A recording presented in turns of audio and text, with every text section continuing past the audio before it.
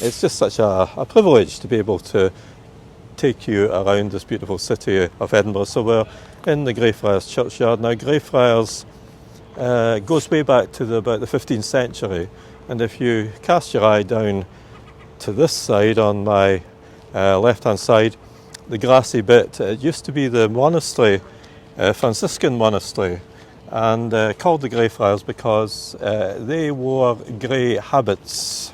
Now after 1560, and I think Joe's touched on this, was the Scottish Reformation, when people were a bit down on Catholicism, then the Greyfriars had to leave, and it became a burial ground. It was taken over by the monarchy as these monks had left, and Mary Queen of Scots succeeded to having the power over it, and she gifted it to the town as an extension to the burial grounds of St Giles, which were becoming very overcrowded, which was the main church in Edinburgh. So it was really primarily a kind of burial ground up until the 17th century, when it became the first Scottish parish church in Edinburgh to be built after the Reformation in the 1600s. It has a bit of a checkered history architecturally, and the town council thought, they looked at the tower of the church, of the 17th century church, and thought that would be a good place to store gunpowder. And it was stored there until there was a huge explosion, and it demolished the tower and most of the original 17th century church, which had to be actually rebuilt. But there's remnants of that original church still here, of the 17th century. There was a later 18th century church built here, but what you can see here on my right hand side, this cream coloured building, is the kind of 17th century church, the old church of Greyfriars, which was damaged and rebuilt, and further damaged, would you believe, in the 19th century and 1830s when it went on fire. So that damaged most of the inside of the church, and the church furnishings had to all be renewed. And the people sometimes are quite surprised at how modern sometimes it looks inside. And I can actually show you an image of the interior view of Greyfriars Church here. Now this is looking towards this window inside, and to our American viewers, maybe a bit of interest is that this is Californian redwood, this timber that is used for the roof here. And the window at the bottom was designed by the Ballantyne Company, a very famous Edinburgh stained glass company. Edinburgh is very known for glass. So it's a most beautiful church, but very Presbyterian, not as much ornament that you might expect, that you might see in a Catholic church as such, or even in St Giles, because of its checkered history. So we're going to have a little wander up this pathway here, and behind this gravestone of Greyfriars Bobby, which of course is one of the main attractions that people will come here for. And as Joe was mentioning, Walt Disney made a movie, and he stayed in Edinburgh in the Grassmarket, and he did a lot of sketching because Walt Disney was quite an artist, and he took the flavour of Edinburgh's architecture and history into Hollywood, and it was transferred into be a very famous film, actually, the original Greyfriars Bobby. And Joe's just been highlighting kind of what looks like kind of gruesome statue on the side of this tombstone. And ghost tours just delight in coming in here night especially, and scaring the living daylights out of people.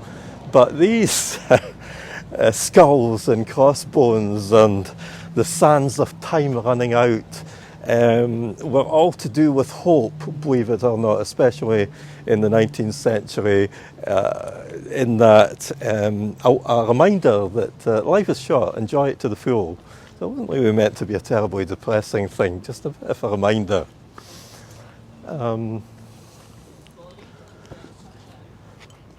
Here we've got this covered grave because there was a bit of a trade in bodies before the Anatomy Act in the 1820s in Edinburgh, where the university, to do dissections, had to have a supply of those bodies. And it was not easy because bodies were hard to come by. It was usually the remains of executed criminals and other folk who had died in terrible conditions. But so there was an illegal trade. So they had to, the relatives of the people who were buried in these tombs, guard against the resurrectionists, who were people who actually would get the bodies out of there after a burial and go and sell them. And they had to get the bodies within a certain time scale because they weren't very good after a while. So if you were a relative, you wanted to make sure that that body was safe. So hence you have this what's called a mort safe here. I'm going to take us a little wander over here.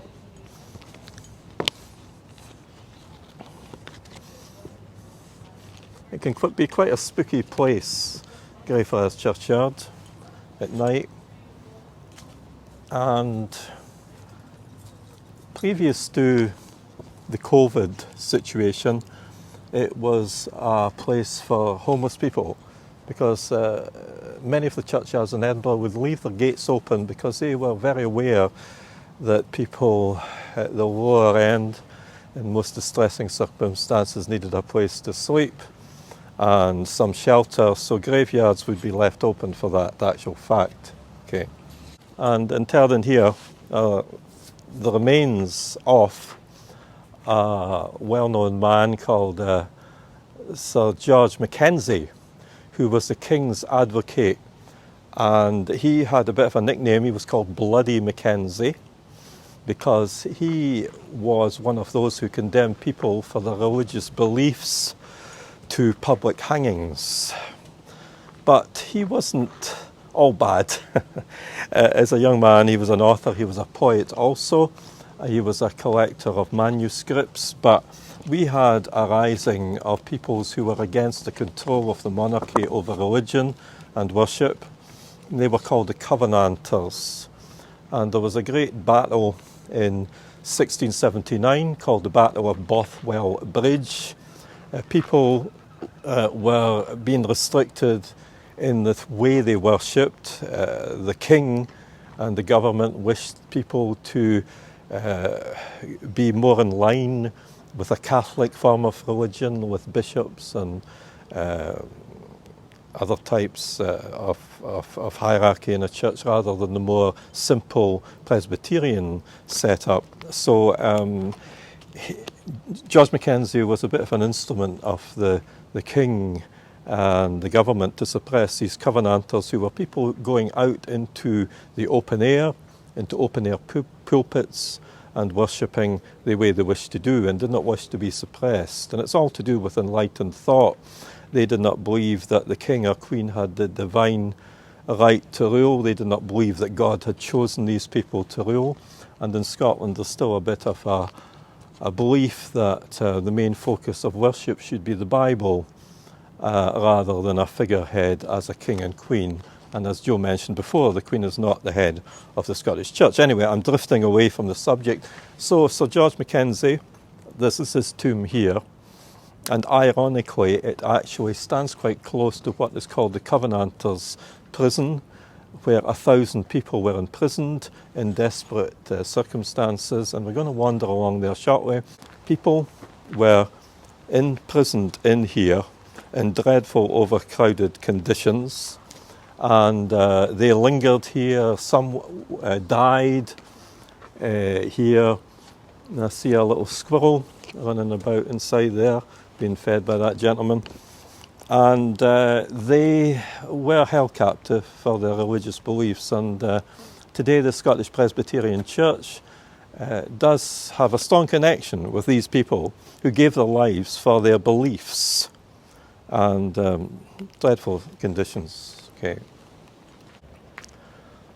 There used to be a herb garden here And attempts have been made to resurrect the idea of a herb garden, of course connecting with that ancient monastery of the 15th century of the Franciscan friars. And if I turn this around, just here, if you'd like to look at this side of the church, this is the 18th century side of it. So as I said to you, it had an old and a new part to it. The old part was the part we passed before, behind the tomb of Greyfriars Bobby, and because of the terrible events of fire, explosions and general wear and tear, they built another church, and there was two congregations at one point. And then in the 1930s they decided to unite the old and new congregations of Greyfriars, and it's one complete church today, but it had been two separate churches originally. And you can see quite a difference in the architecture here. It's very Newtown. It's very kind of enlightened architecture, whereas the other one is a bit simpler, and because of that we know it's a bit older. Okay, so you can see this beautiful wild flowers planted out here amongst the gravestones and amongst the architecture. We're going to take you now to the Flodden Wall. We're just going to wander through the Flodden Wall, and before we do, I've got another image. I'm an artist, I just love showing people illustrations, and I'm going to show you another of those in a minute.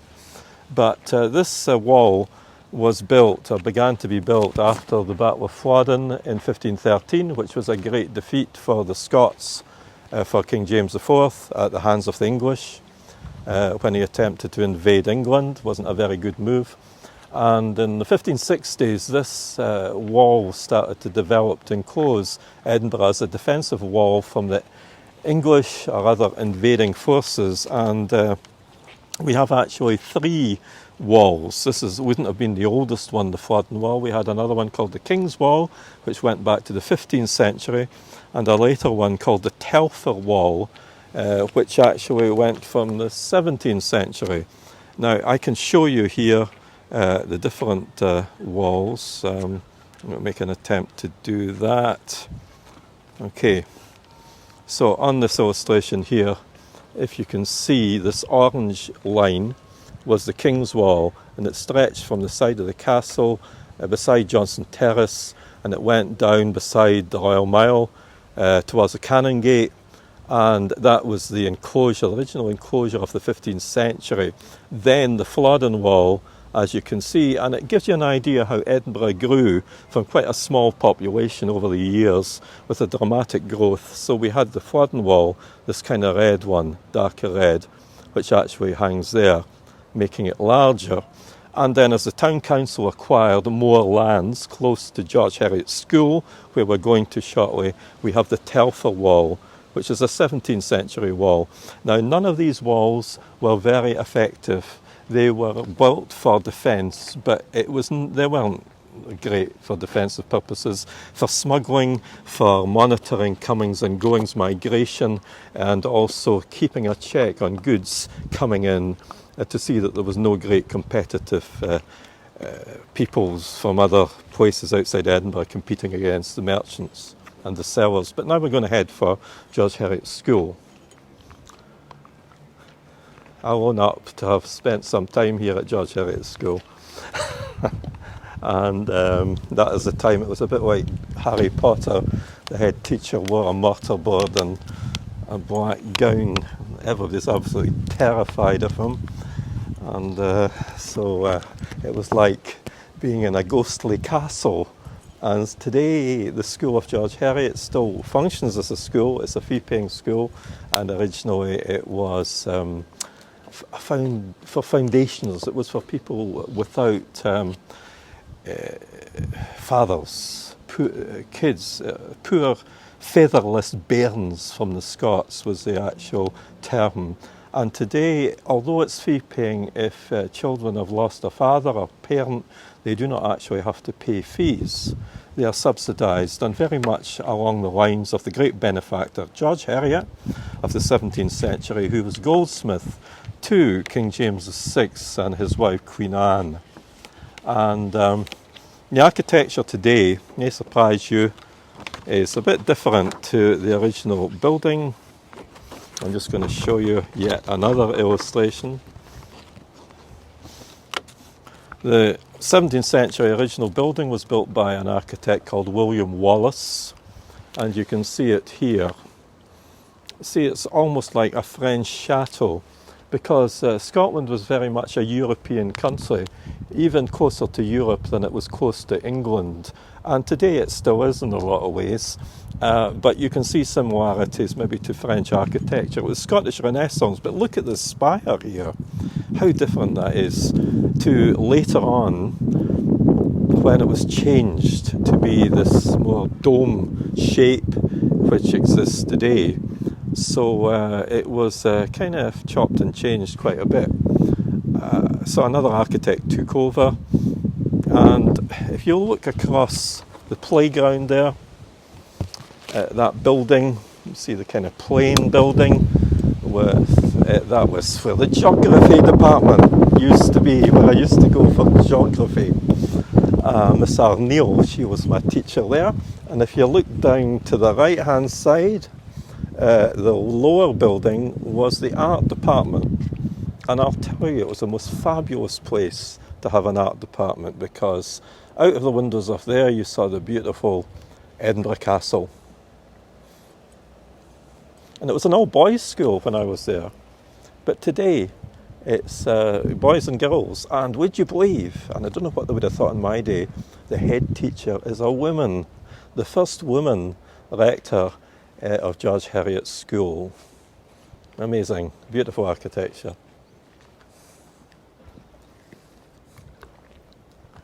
It's said that, now this is said, I mean some of the things we say are not necessarily correct, but we can only be as good as our sources. It is said that J.K. Rowling used this as her idea for Hogwarts, but other sources say she didn't. For Hogwarts she used Urquhart Castle as her idea for Hogwarts, but we know for sure that she used to come in here, wander around Greyfriars Churchyard with her coffee while she was composing her Harry Potter books to get inspiration.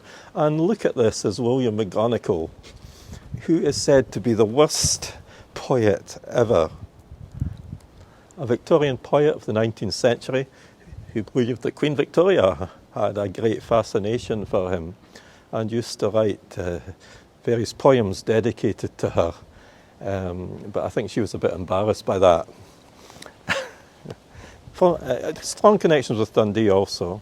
So we'll wander back through the churchyard here, through towards the Flodden Wall.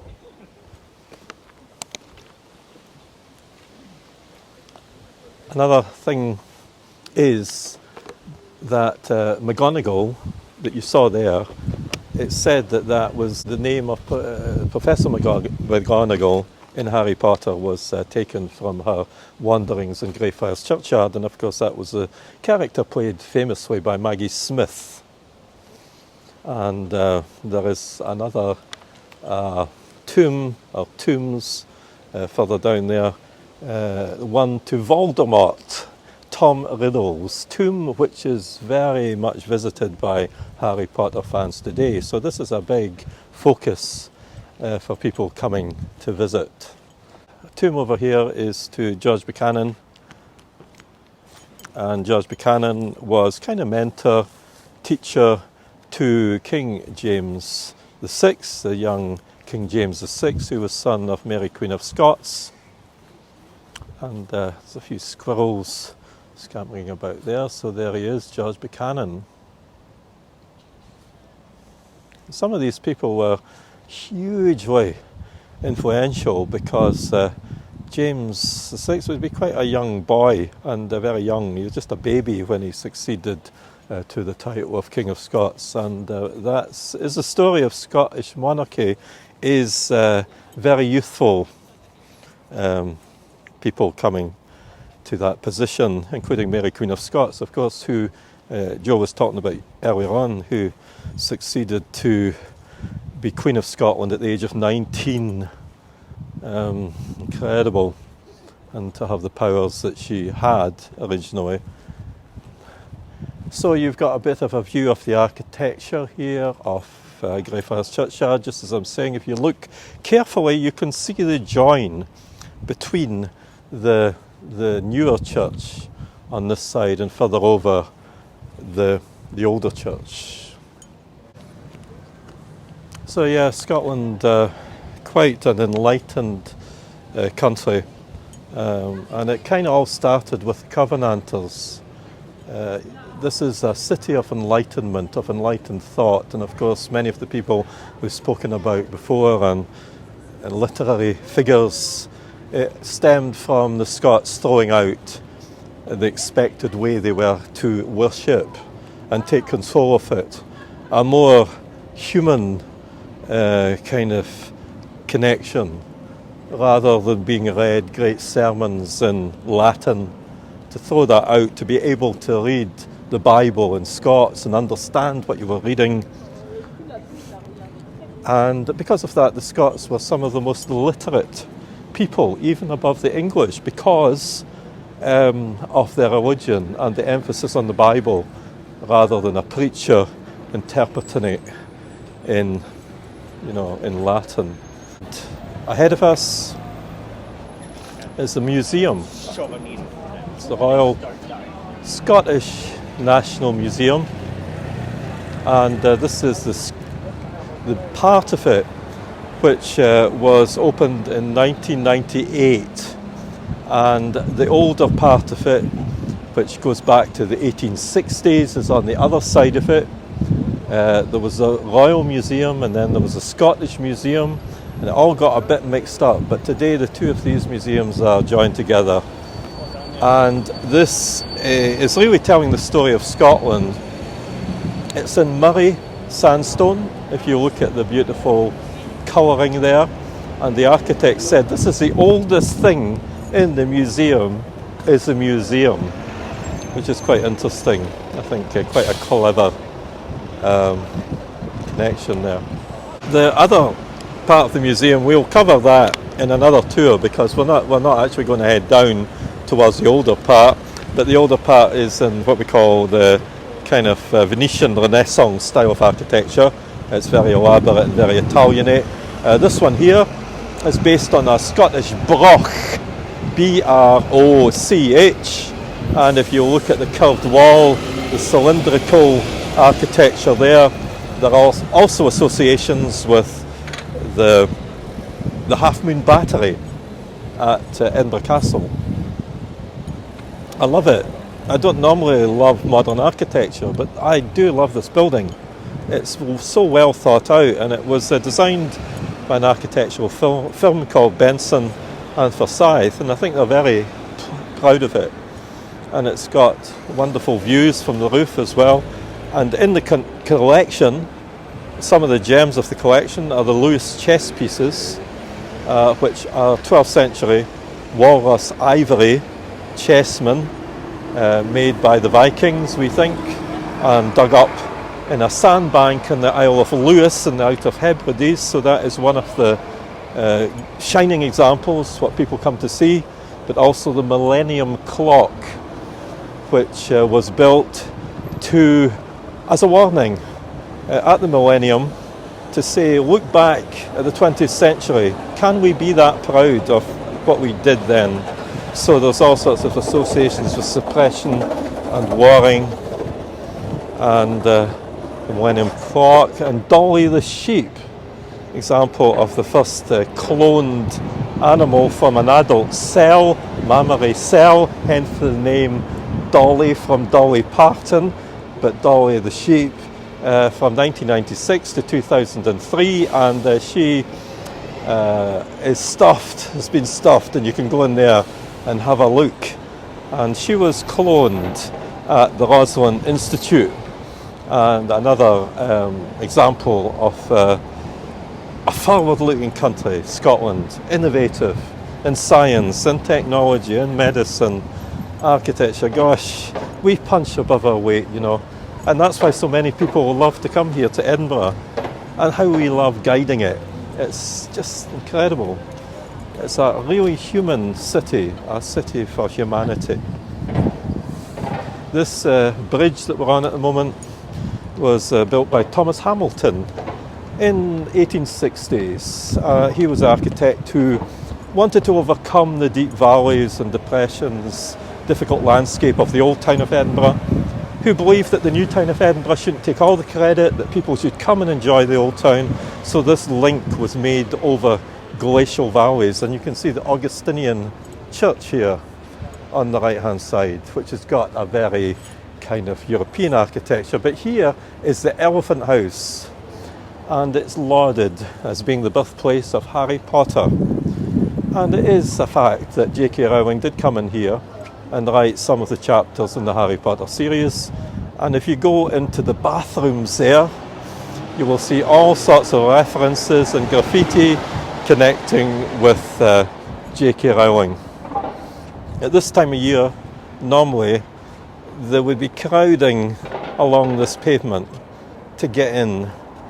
Hundreds of people desperate to come and get the flavour of J.K. Rowling and how she kind of, her creativity blossomed in the views from here over the Greyfriars Churchyard.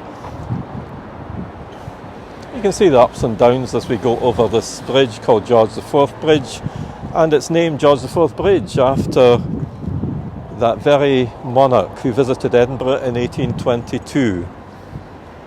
So it was named to promote unity with Britain. So walking us back,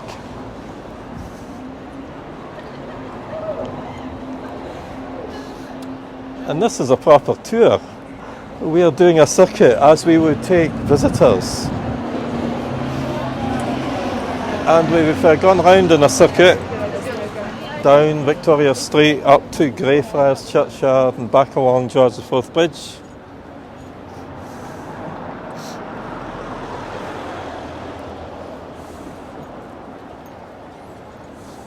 We have suddenly opened up indoor dining and bars, where before it was outdoor.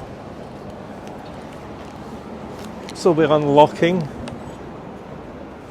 generally in response to suppressing the COVID virus, but we're still working at it.